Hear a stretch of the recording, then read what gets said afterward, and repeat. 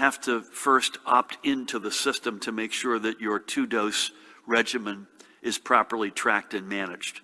In 30 days after the current public health emergency ends, which I hope is sooner than later, individuals who enrolled due to the COVID-19 vaccine will be afforded the opportunity to withdraw from the system. Let me be perfectly clear, this order does not force anyone to receive the vaccine, although we are going to be strongly recommending it, assuming we put our good housekeeping stamp of approval on it, and you should assume that we will. So we're doing this for a simple reason, to ensure that those who choose to receive a vaccine get the most effective course in the most streamlined manner possible, on the proper timetable, and without logistical or bureaucratic hurdles in the way. This is most critically important for our healthcare workers, emergency responders, and essential workers who need the additional protection of an effective vaccine as they continue to confront this virus on the front lines. And to be sure, we are ready for this moment. Before I go on, I just want to make sure folks have some historical context. I think this was during Governor McGreevy's term, when it was determined on vaccines generally, if you were born after 1998, you were automatically opted into this system, this record keeping. If you were born before 1998, you could opt in, but that was not the default. The default was you were opted out. So what we're saying through this executive order is very specific to the COVID-19 vaccine. Everybody is in, and you will have a chance at the end of the public health crisis within 30 days to opt out. We've got to have everybody's information. The federal government needs it, we need it, you all should want it and need it, so that we can track these dosages and make sure that it's as safely and efficiently distributed as possible. So as I say, we are ready for this moment. Judy Persicelli and her team, Tina to my right, ably representing them, have been working on plans for vaccine distribution since last March. And the state's initial distribution plan was filed with the federal government in early October.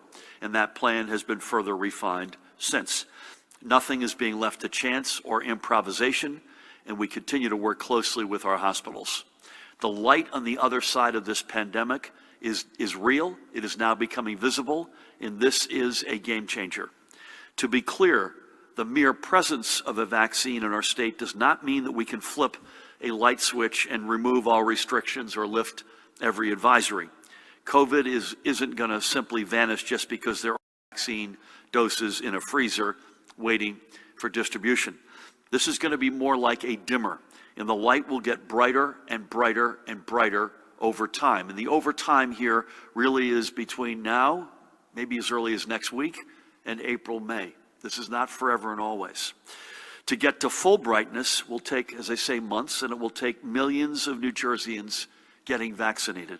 And we're going to do all that we can to ensure confidence in the vaccines that we ultimately approve for distribution in our state. But again, even though a vaccine is on the way, we're still going to have to commit to wearing our masks, social distancing, and keeping vigilant. But an end can now be considered a when and not an if, and we can count it in months. We just have to hang on together, everybody, a little bit longer, and that's because this virus is still moving throughout our state, and residents are still falling ill. To that point, as of last night's report, our hospitals were treating 3,315 patients. Of that, Matt, 3,073, I made to make sure I had that number today, were known COVID positive, with the balance awaiting confirmation from their test results. Again, 3,315 total, 3,073 are confirmed COVID positive. Of that total number, 615 were in intensive care units. And of that group, 386 ventilators were in use, and I think, Tina, that is the highest percentage of folks in intensive care in many months. Discharges yesterday, this is good news, 362 patients live. Patients left our hospital. However, 385 were admitted, and these are not confirmed yet, but there were 49 in-hospital deaths just yesterday. And again, they're pending confirmation. Bless them. Today, we are recording an additional 5,673 cases, meaning a 9-month total of 356,662. And we know that some of these newly identified positives will ultimately end up in the hospital. This is a point we've been trying to hammer home, folks. The fewer new cases, the fewer new hospitalizations. And I have to say that this is math. This is a direct cause and effect. It's perhaps the biggest reason we need everybody, please, to keep up with the practices that allowed us to crush the curves in the first place. The fewer people in the hospital, the less pressure and less risk of infection on our hardworking and heroic healthcare workers, and we need every single one of them. We're not reporting it yet. Judy and I had a conversation with Pat earlier on this, but we're increasingly getting better data on the antigen tests. These are PCR tests, and I hope sooner than later we'll be able to give you some sense of what that number looks like. But trust me, there are more cases than 5,673 when you add in the antigen tests. So the positivity rate for all of those PCR tests, and they were recorded on Monday, was 10.42%. That's based, by the way, on Monday there were 49,845 PCR tests done in the state of New Jersey. The statewide rate of transmission continues to be in a better place. It's 1.05, but I want to say this in a way we haven't said in a while, and again, Tina, I'm practicing without a license here. How can you have a positivity rate that's as high as it is and a rate of transmission that is trending in the right direction?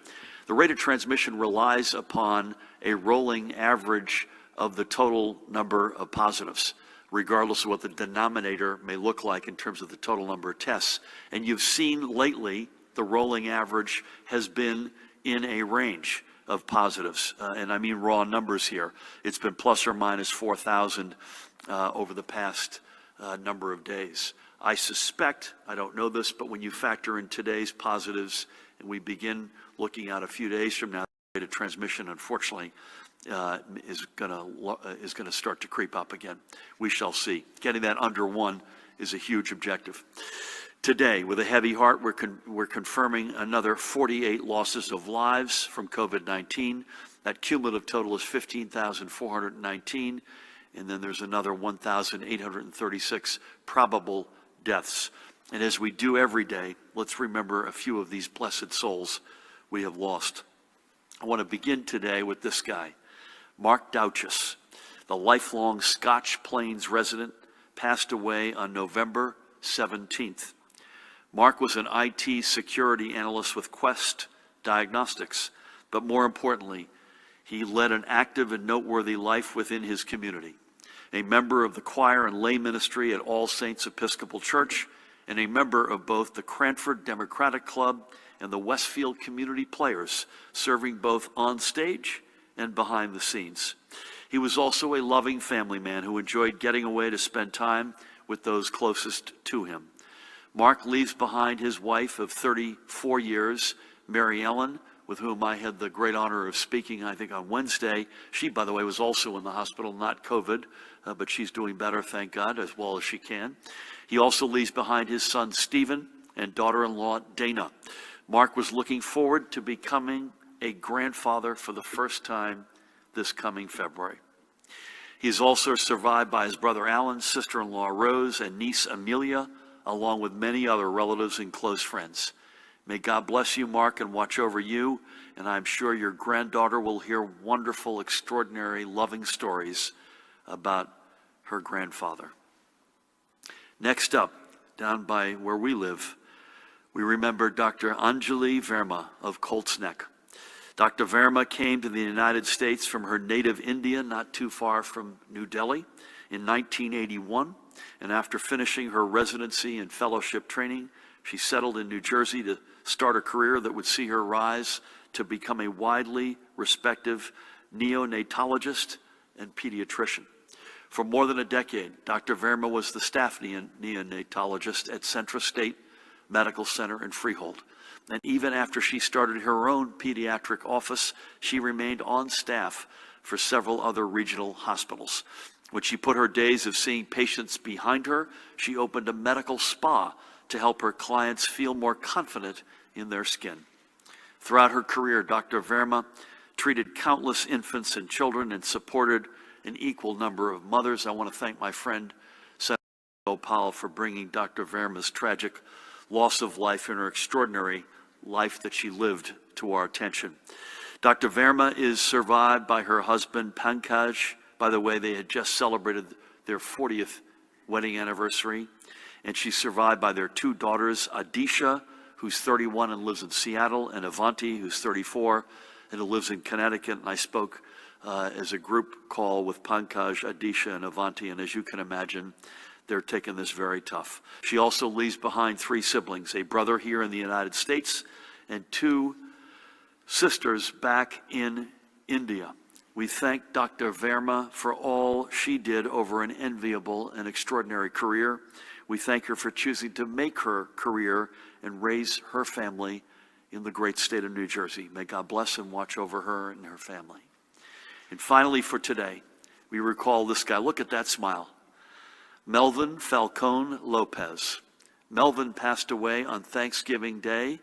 He was just 47 years old. For the past 15 years, he was a member of the team at the Motor Vehicle Commission, working as a bus inspector in North Jersey.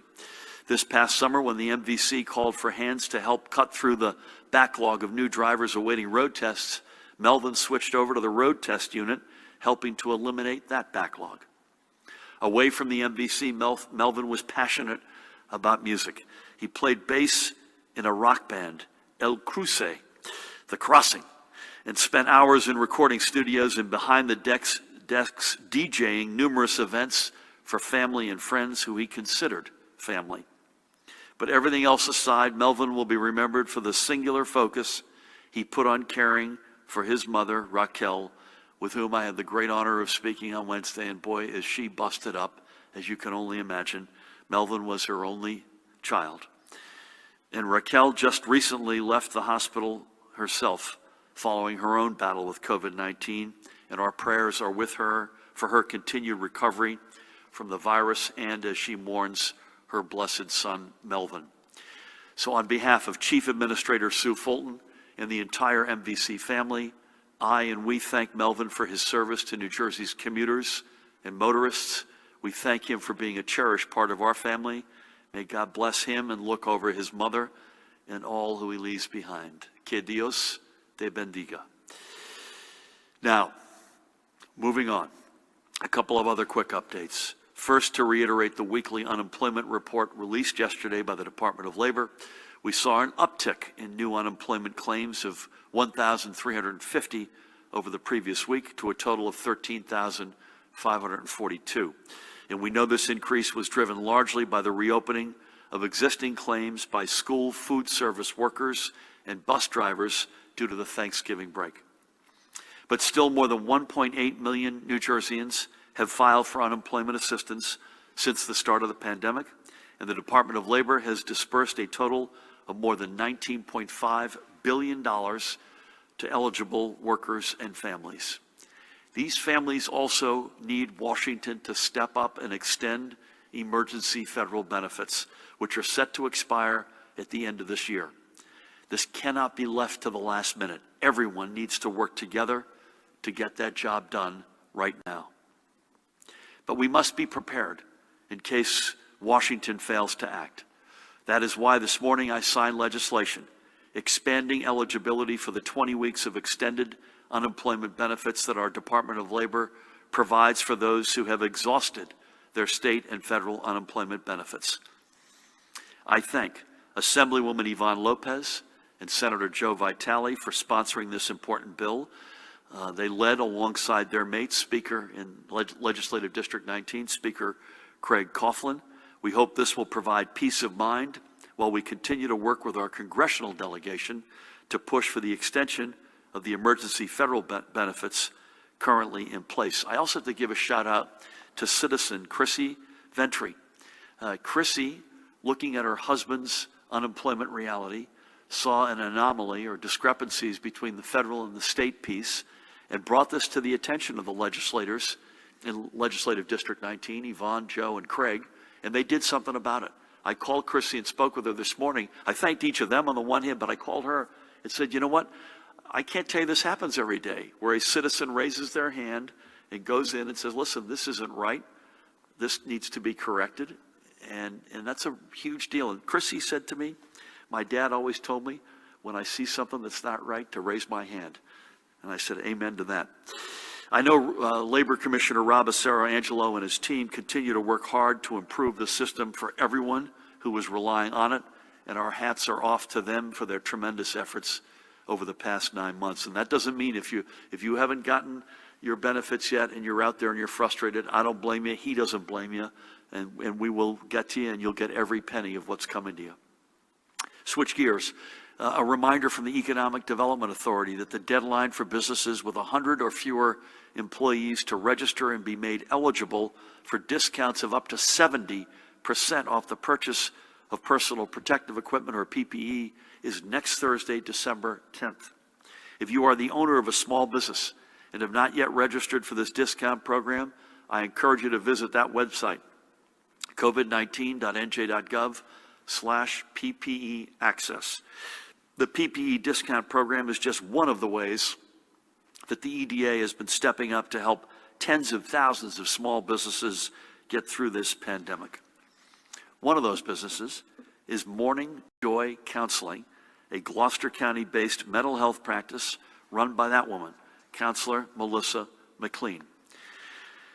Melissa and her team of 13 therapists help residents of all ages, largely in Gloucester and Camden counties, through any manner of emotional or mental challenges. Once the pandemic hit, Melissa knew Morning Joy would have to move to telehealth services to continue serving their clients, and a grant from the EDA helped make that transition possible. I had the opportunity to check in with Melissa on Wednesday and to thank her for keeping Morning Joy in a place where it can keep serving its patients. Check them out, morningjoycounseling.com, morningjoycounseling.com. She also made a point to me, and Tina, this is, I thought, an important mental health point.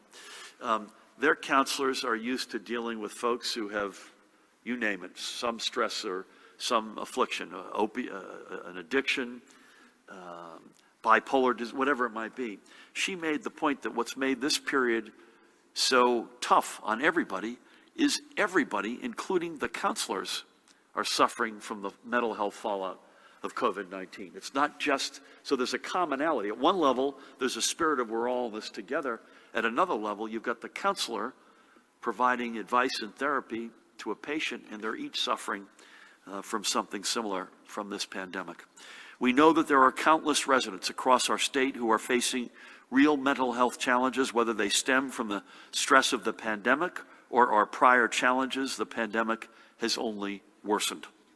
And for anyone who needs help, help is also available on that screen. Call 1-866-202-HELP. That's 1-866-202-4357. Or text NJ HOPE to 51684 for free. Confidential support for the New Jersey Mental Health Cares, a partnership between the Department of Human Services and the Mental Health Association of New Jersey. The toll-free line is open every day from 8 a.m. to 8 p.m. and is staffed by live, trained specialists. For deaf and hard of hearing residents, assistance in American Sign Language is available through a partnership with Access at St. Joseph's Health in Patterson. You can reach them via video phone at 973-870-0677. That's the number at the bottom there, from 9 a.m. to 5 p.m. Monday through Friday. And again, support is free, it's confidential, and it's provided by live, trained specialists. We again thank Human Services Commissioner Carol Johnson and her team and all of the DHS partners in providing this crucial service. And I thank each and every one of you who continues to hold tight to the practices that we need to keep our communities healthy, social distancing, wearing a face mask, and frankly, common sense. Keep it up, folks. The end of this pandemic is not upon us yet with the news of the first shipments of a vaccine, but it is getting closer with each day. Let's do all that we can to make sure our entire New Jersey family is intact when that end comes. And that brings me to the end of my remarks. I'll now turn things over to the woman to my right, the state's epidemiologist, Dr. Christina Tan. Tina? Thank you, Governor. Good afternoon. Sunday marks the start of National Influenza Vaccination Week, which is a reminder to residents to get their annual flu vaccine. Although flu vaccination is recommended before the end of October, receiving a flu vaccine now is still beneficial because the flu season can go until May, especially in New Jersey. Getting your flu vaccine is more important than ever as we face increases in COVID-19 cases throughout the state. Flu vaccination can reduce flu illness, hospitalizations, and can help conserve potentially scarce healthcare resources during the pandemic. CDC recommends a yearly flu vaccine for everyone 6 months of age and older. Currently, New Jersey is experiencing low flu activity. Ensuring high flu vaccination rates can help us keep activity low in our state. So, if you have not been vaccinated yet, please ensure that you get your annual flu vaccination soon. Flu vaccines are safe and effective and are offered in many locations, including doctor's offices, clinics, health departments, urgent care centers, and pharmacies. Now for the department's daily report. As the governor shared, our hospitals reported 3,315 hospitalizations of COVID-19 positive patients and persons under investigation last evening. There are 615 individuals in critical care. 63% of those critical care patients are on ventilators. There's one new report of multisystem inflammatory syndrome in children. There are a total of 63 cases in the state. One of these children is currently hospitalized, but fortunately in New Jersey there are no deaths reported at this time. The governor reviewed the new cases and deaths reported. In terms of deaths, the breakdown of deaths by race ethnicity is as follows: white 54.3%, black 17.9%, Hispanic 20.2%, Asian 5.4%, and other 2.3%. At the state's veterans' homes, there's one new positive among residents at the Menlo Park home. There are a cumulative total of 408 cases among residents across these facilities. And at our state psychiatric hospitals, the numbers have remained the same, 263 cases among residents across the 4 hospitals. So looking at the daily percent positivity as of Monday, November 30th, statewide, again, the positivity is 10.4%. In the northern region, it's 10.2%, central region 10.4%, and southern region 11.6%. That concludes the daily report. As usual, stay safe. Please continue to mask up, social distance, stay home when you are sick, and download the COVID Alert New Jersey app. Tina, thank you. Again, one more case of the children's inflammation syndrome. Did you say one child is in the hospital? Okay. Let's hope that child gets out of there sooner than later. And again, we've still had, I'm knocking on wood, no fatalities from this awful syndrome. Please God, it stays that way. Pat, again, heavy hearts with the Holmeyer family. We got some nasty weather, particularly for down south in our state tonight. Obviously, there's a lot going on the compliance front. Over to you. Thank you, Governor. Good afternoon. Since Wednesday, we've had 7 different executive order citations issued. 2 of those were by Camden Police Department to the same establishment, La Frontera nightclub, 2 nights in a row in violation of the executive order. And Newark Police Department issued citations to 5 different citations since Wednesday. To your point about the weather, it is going to be a nasty night, for lack of a better word, Governor. Southeast counties and coastal areas probably going to get the worst, upwards of 2+ inches of rain.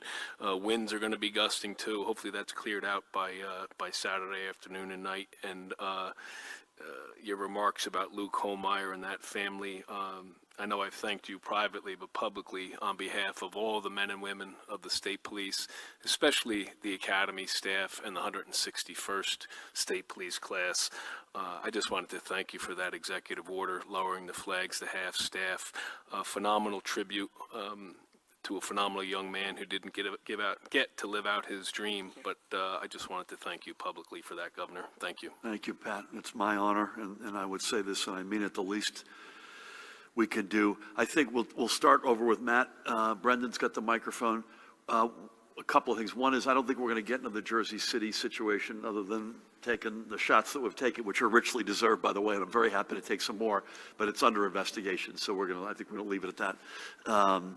And as we know more on that, believe me, and we'll support that investigation the extent to which they need help in Jersey City. And by the way, Jersey City, you know what, we're coming up on the first anniversary next week, as you and I will recall painfully. Jared, you were with us, of the awful shooting. So this sort of stupidity is completely inconsistent with what we're about as a state in our best days and our toughest days.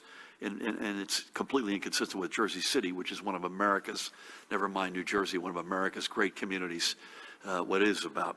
Having said that, we'll be virtual with you this weekend. We'll be back again, unless you hear otherwise, Monday, Wednesday, and Friday. There's a lot going on with vaccines, including with the administration. So I think we're on, Mahan, I think it's 1 o'clock on Monday, but I have to say that might move around given that there's an enormous amount of intensity around getting this exactly right.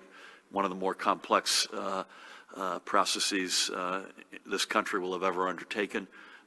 So bear with us on that front. But unless you hear otherwise, Monday at 1 o'clock. With that, Matt, good afternoon.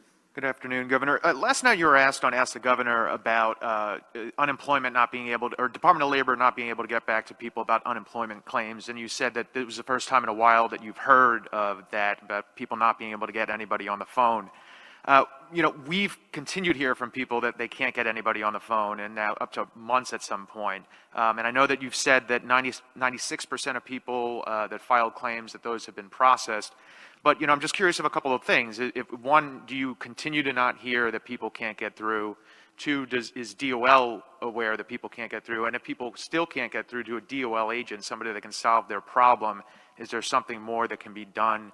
And, you know, I know that the commissioner, I guess, is still scheduled to come back on Wednesday, but could you say whether or not the commissioner has tested positive or negative, and whether anybody else, I guess, in the senior staff has tested positive? So on the first one, Matt, so I want to make sure I say this, and I take, you know, you were listening last night, there were at least 2 that got to me, and Nancy said there were others behind them. We, assuming they're okay with their own privacy issues, and they almost overwhelmingly are normally, we follow up on each one of those specifically. It was also raised that someone had said that her Senator Bucco was unable to get any attention from Rob. Angelo, I literally was texting the 2 of them during the show last night, connecting them. My comments were this: up until probably May, so maybe May into early June, so we're talking 6 months ago, there were systemic issues. You're not answering the phone, systems went down over the weekend, something that was affecting broad classes of people. Typically, supply was exceeding demand. Literally for the past 6 months, and folks are not bashful about coming to me or Rob or anyone else with their unemployment challenges, it has been literally, almost if not literally 100%, a particular issue to that person. It wasn't that they couldn't get their phone answered. It was in a typical, not an only one. They might have been a gig worker, which has some specific issues around that. Another one where we have a lot of, I live in New Jersey, but I work in New York or Pennsylvania, and so there are bi-state issues. We just haven't had remotely the level of frustration that we had in the early spring. I heard a couple of names last night. I immediately went to Rob. And not getting the phone answered is unacceptable. So I can't tell you there's any fix that is, what a fix is or what a fix is actually needed, but I promise you Rob and his team are all over this, and they'll stay all over it until we get through to a better place. I was asked about motor vehicles. It's better than it was. We have a lot of them are shut due to COVID, by the way. Better than it was, but not yet where it needs to be, or where it has to be. And I would say the same thing about unemployment insurance. I haven't asked Judy permission, so I don't want to rat out anybody's personal health, but it has stayed exactly where it was. To the best of my knowledge, there was and there remains one positive case. Judy and the rest of the team on the 8th floor, I think it's the 8th floor, Tina, are out of an abundance of caution, are quarantining and self-isolating. We were on the phone with her an hour ago. She seems in great spirits and in great form, and I'll leave it there. Thank you. Sir, give us 1 sec.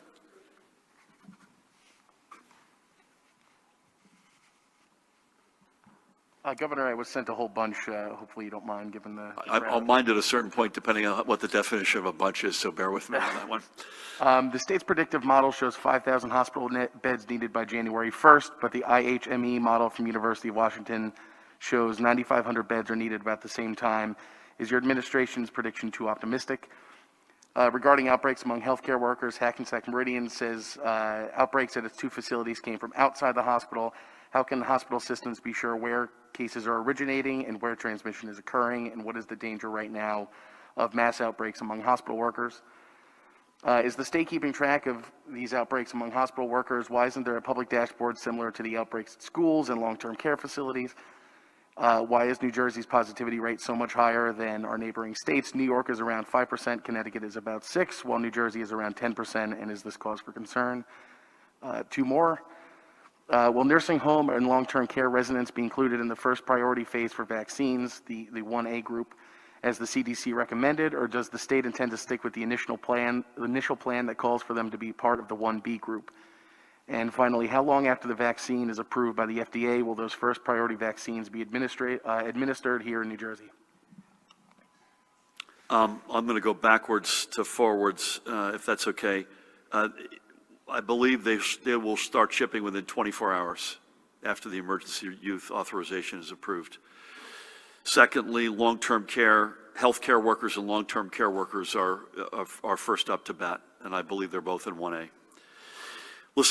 It was lower than New York, and for a significant period than Connecticut, so I can't give you a crisp, we are the densest state in America, so when it starts to go on fire, I think you said this, Tina, when you look at spot positivity, which is unacceptably high, it's 10.42%.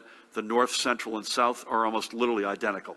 So it's community spread throughout the state, and I think our density is the big driver. Whether it's Hackensack Meridian's hospitals or the general notion of transparency, we're all in on that. And I was on with their senior folks over the past couple of days. And we want to see transparency.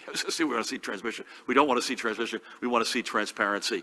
And so I want those to be on our dashboards, and I want the healthcare providers, the hospital systems, to be very clear and upfront about what's going on in their hospitals. They continue to say that it was outside transmission in. I think people need to see more detail to have the confidence in that. And I'm confident that they will show that. Tina, it's fair to say you all look at a series of models. I would never say that we're being too optimistic. I think that's the last thing I'd probably be accused of over the past 9 months. We're trying to be as realistic and as accurate as possible as it relates to everything, including with models.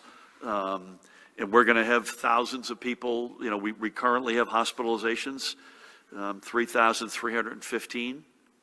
Does that get up meaningfully from there, like a double or more? Yes. And there are a number of different models that you look at and your colleagues look at, and we'll continue to, right? And models are models. I'll repeat what we said early on, and this was from Ron Klain in the Ebola experience. He reminded me, and he was a very good advisor to us, along with many others behind the scenes, that behavior can change the model. The model is dynamic. It is not static. So we not only look at multiple models, but we also look at how behavior can impact each of those models.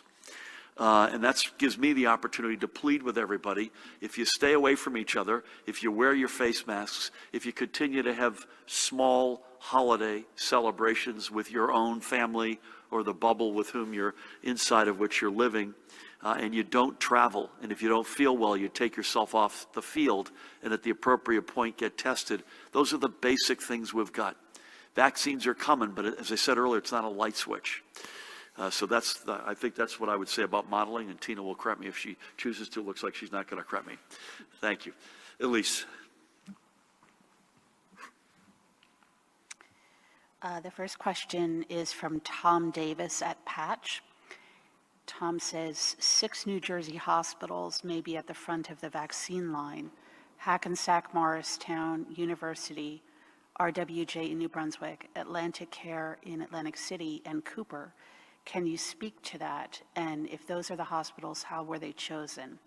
And my own question is, today you mentioned the delivery of 76,000 doses and more each week after.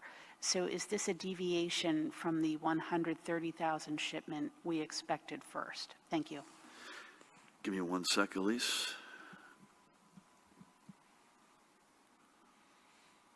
Forgive me, I'm being a dad for 10 seconds. My daughter is about to take a final exam, so keep her in your prayers. I'm not sure where the hospitals, how that got out there. And I made a decision before coming over here. I would refer to the first shipment number, but I'm not going to comment on the hospitals. And by the way, just because you didn't get it next week doesn't mean you're not going to get it the week after. So this is going to be in very short order. These will be coming at us measured first in tens, then hundreds of thousands, and then millions. No, I think that it is not. I think my numbers were for December in total. And so the 76,000 is the first of what could be, I believe, 3 separate shipments from Pfizer in December alone, never mind what we are likely to get from Moderna. I don't want to hang my hat on this because others are in the engine room working this as we speak, but I think we are looking at something in the 300,000 to 500,000 doses in the state by the end of December, if I had to give a number to point people toward. But the one that I am going to hang my hat on is that first wave of Pfizer, which is 76,000. Elise. When you say doses, do we then have to half that number? You do. Okay, thank you. You do. So 100,000 doses is for 50,000 people.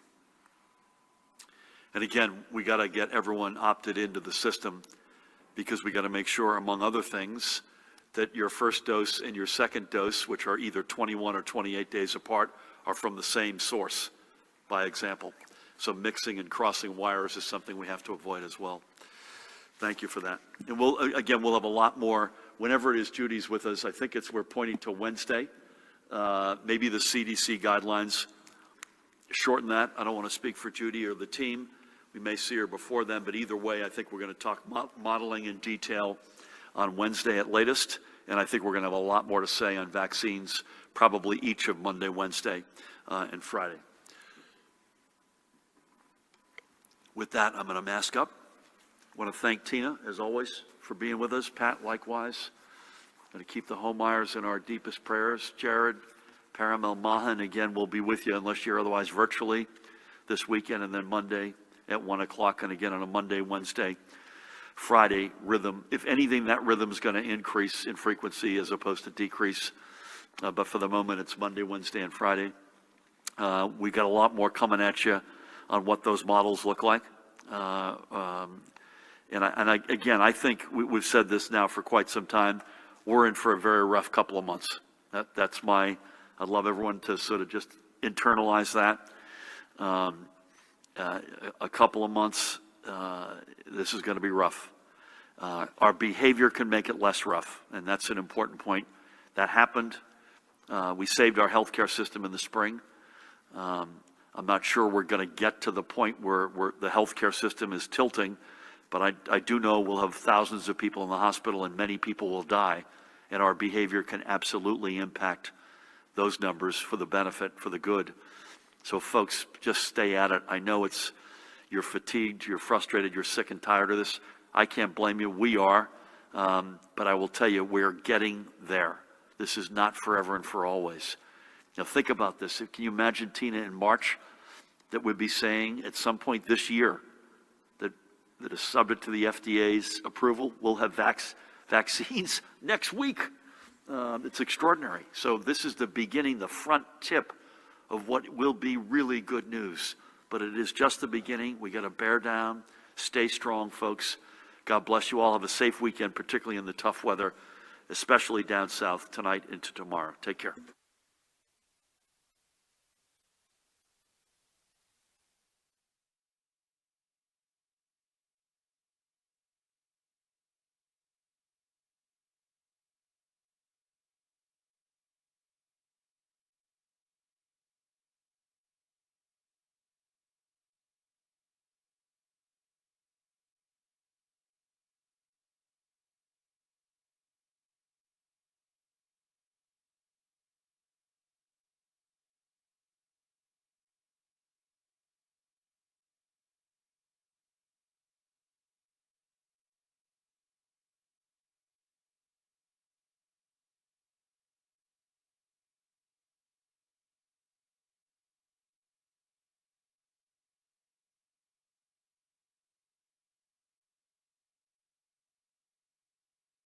remotely. A few video conferencing reminders, which you should all be very familiar with at this point. Once you start speaking, there will be a slight delay before you're displayed on the screen. To minimize background noise, please click the mute button until it is your turn to speak or ask questions. If there is a technology issue, we will move to the next senator until it is resolved. Once again, I remind all senators and our witnesses that the 5-minute clock still applies. Those remote should have on your screen one of the boxes labeled clock that will show how much time is remaining. We've had some trouble getting those boxes on everybody's screen apparently, or at least getting everybody to be able to find them and follow them. And so we are going to continue a practice that we started at the last hearing. At 30 seconds remaining, you will hear a bell ring to remind senators that their time is almost expired. I encourage the senators and our witnesses to recognize that bell and wrap things up on the answers as well as the questions in time to keep within the 5 minutes. To simplify the speaking order process, Senator Brown and I have again agreed to go by seniority in this hearing. Today we welcome the witnesses to the committee to provide testimony as required under Title IV of the CARES Act. Our witnesses are the Honorable Stephen T. Mnuchin, Secretary of the Department of Treasury, and the Honorable Jerome H. Powell, Chairman of the Board of Governors of the Federal Reserve System. Welcome to both of you. On November 19, Treasury Secretary Mnuchin requested for the Federal Reserve to return unused funds that had been appropriated under Title IV of the CARES Act for 13-3 facilities and direct loans. I agree with Secretary Mnuchin on the success of the 13-3 facilities and the termination language in the CARES Act.